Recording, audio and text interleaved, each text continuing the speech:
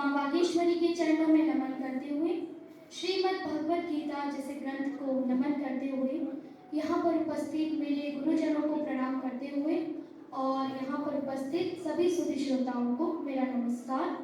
मैं रिति Jain, group D Bhishma पिता से आज महाभारत के इस धर्म सभा में हम लोग उपस्थित हुए हैं अपना अपना ज्ञान काव्य स्वरूप के लिए।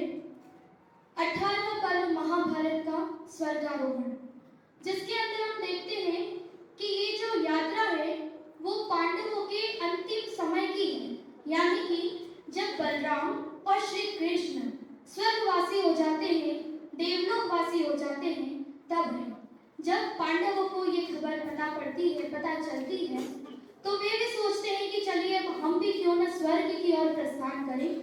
तब वे सभी पांडव साधु वेश को धारण करके स्वर्ग की ओर प्रस्थान करते हैं। देखिएगा कि उनके साथ में हस्तिनापुर से ही एक श्वान कुकुर यानी कि कुत्ता साथ में चलता है। तो भीमसेन जो है उनसे प्रश्न करते हैं कि हे भ्राता युधिष्ठिर, ये कुत्ता हमारे साथ में मैं देख रहा हूँ कि कब से चल रहा है। तब जो युधिष्ठिर जी हैं वो कहते हैं कि हे भीमसेन, ये हमारा परम भक्त है, यानी कि हमारी शरण में आया है, ये भी हमारे साथ स्वर्ग की यात्रा में साथी बनेगा।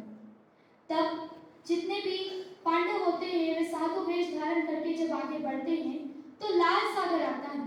लाल सागर पर वरुण देव के आदेश पर जो अग्निदेव होते हैं वो प्रकट होते हैं और पराक्रमी अर्जुन से कहते हैं कि हे अर्जुन, यदि आपको स्वर्ग की यात्रा में आगे बढ़ना है तो सबसे पहले आपको क्या करना होगा, अपने शस्त्र का त्याग करना होगा।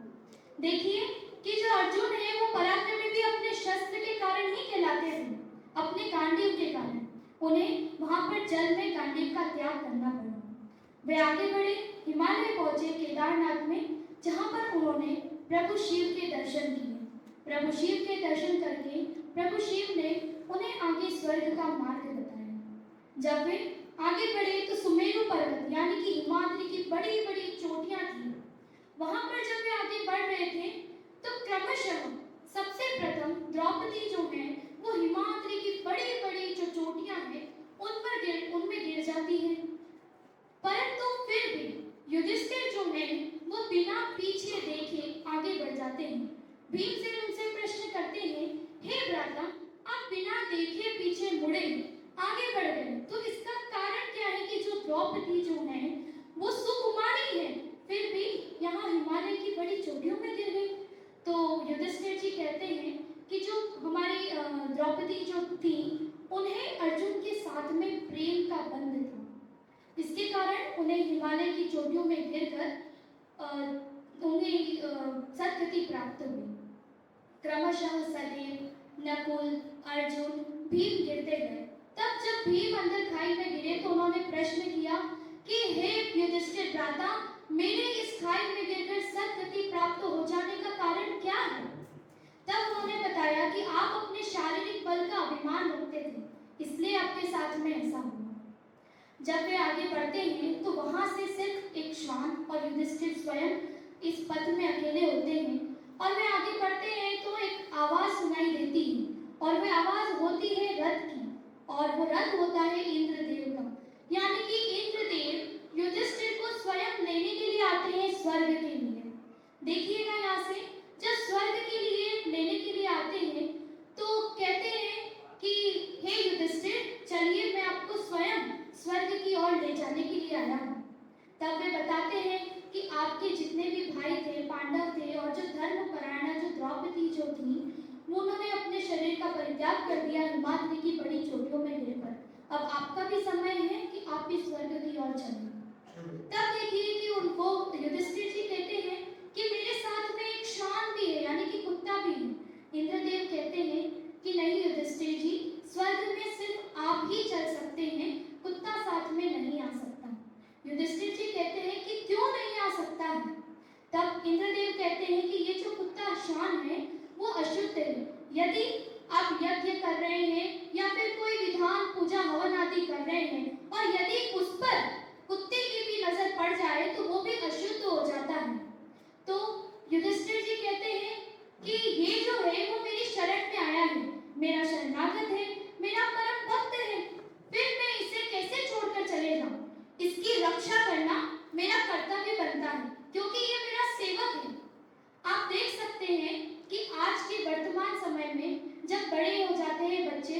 माता पिता को छोड़कर बाहर विदेशों में देश में चले जाते हैं, उन्हें कोई खबर नहीं होती है। लेकिन युधिष्ठिर सिर्फ अपनी एक शरणागत के लिए इंद्रदेव से कहते हैं कि यदि ये श्वान मेरे साथ स्वर्ग में आपके रथ पर बैठकर आएगा तो मैं आपके साथ स्वर्ग में चल सकता हूँ, अपितु नहीं। तो जब इंद्रदेव नहीं मानते हैं तो जो श्वान है वो अपना सही रूप धारण करता है, यानी कि यमराज का, धर्मराज का। तब धर्मराज उनकी परीक्षा ले रहे होते हैं।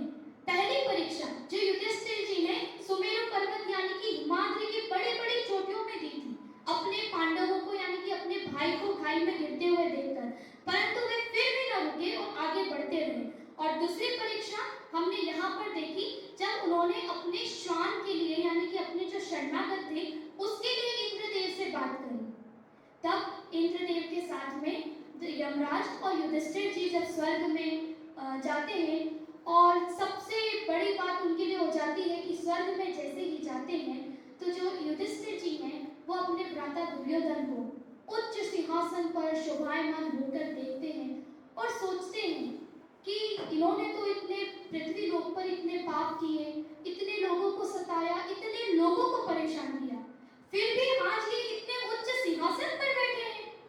तब वे देवदूत और इंद्रदेव और नारद जी से कहते हैं, समागच्छ यथा न्यायम राजा दुर्योधनेन वे स्वर्गोयम नेह वैराणि भवन्ति मनुजाति। तब नारद जी कहते हैं युधिष्ठिर जी से कि हे धर्मराज, हे युधिष्ठिर, आप अपने मन में दुर्योधन के लिए अन्यथा कुछ भी न लाएं, क्योंकि आपके जितने भी पेड़ पाप विरोध मोह माया जो भी होती है वो पृथ्वी लोक पर ही रह जाती है, स्वर्ग के अंदर ये कुछ भी नहीं होता है।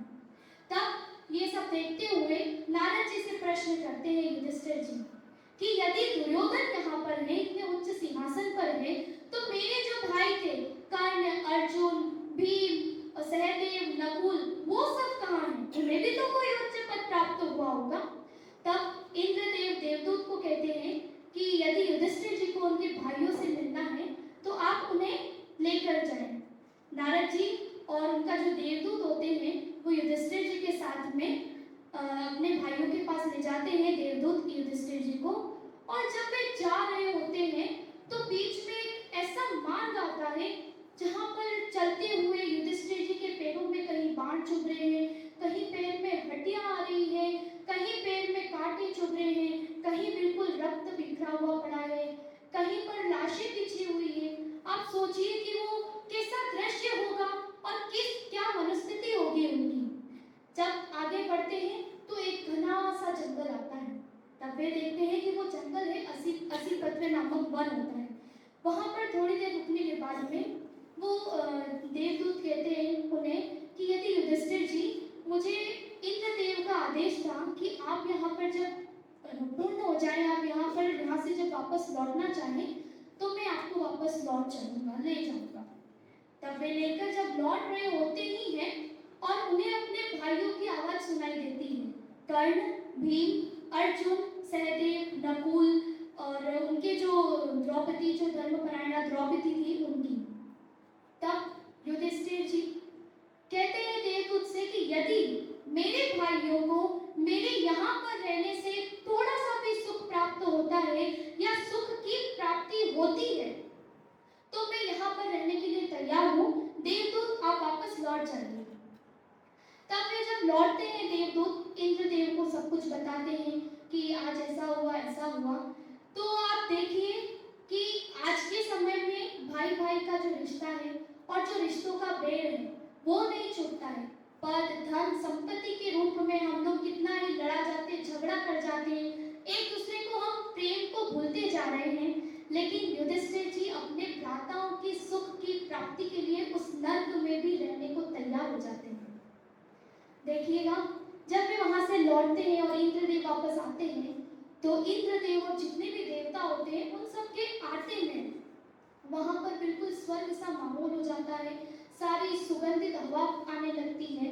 तो युधिष्ठिर जी देव से कहते हैं कि ये क्या हुआ, आपके आते में स्वर्ग जैसी सुगंधित सी छाया माहौल हो गया। तो इंद्रदेव कहते हैं कि हे युधिष्ठिर, आपने झूठी मृत्यु की खबर से द्रोणाचार्य का वध किया था, जिसके कारण आपको भी कुछ समय तक नर्क में समय व्यतीत करना पड़ा। तब वे वहां से बातचीत करके लौटते हैं और देखते हैं कि जब श्री कृष्ण के पास में जाते हैं देवदूत, इंद्र, नारद जी सभी, और अपने अर्जुन यानी कि उनके जो भाई थे उनको श्री कृष्ण की शरण में देखते हैं और बोलते हैं कि अश्विनी कुमार के रूप में सहदेव और नकुल, और जो द्रौपदी जो थी वो अपनी माँ लक्ष्मी का जो में थी, भीमसेन थे, अर्जुन थे, वे सभी अपने अपने प्रतिष्ठित रूप में हैं।